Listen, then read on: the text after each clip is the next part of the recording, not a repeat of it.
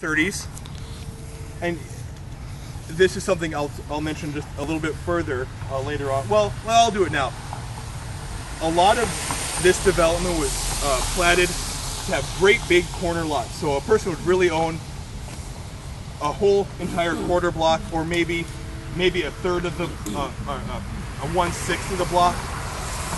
So a lot of times, we're going to see it really well later on, where you might see 3 small houses on a corner.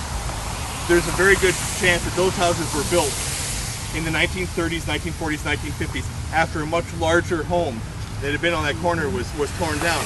In the case of these 2 houses, that's exactly what we have. We have 2 houses built on the site of 1 house. Oh my word.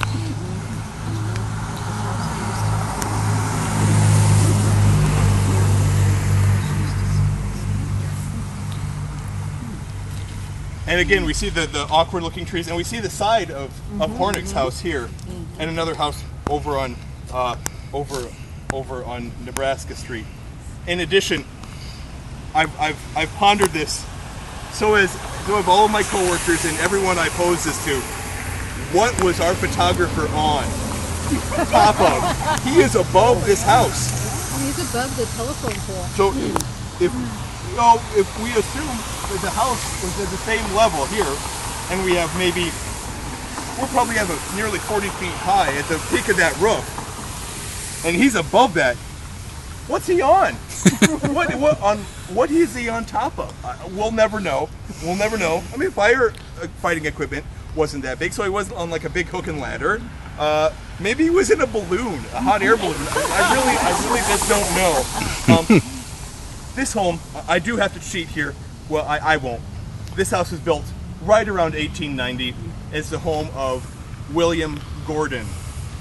William Gordon was another one of those real estate developers. The house is right here. This house is right here.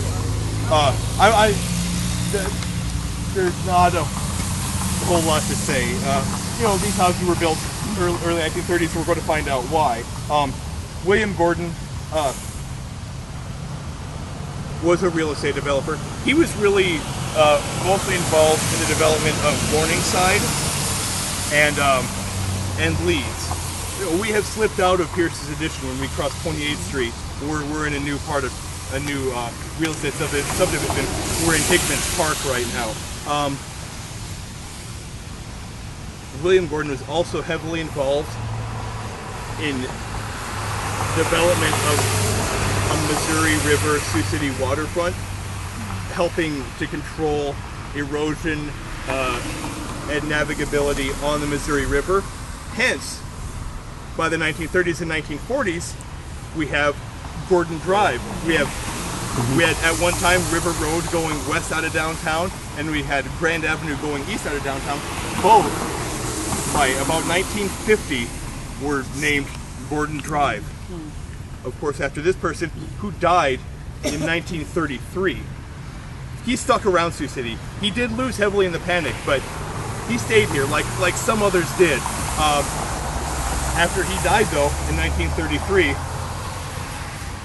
whoever inherited the house, or whatever, the circumstances unknown, the house was torn down in 1933 after his death.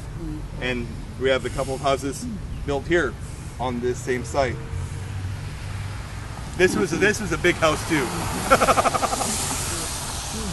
Well, let's keep on moving.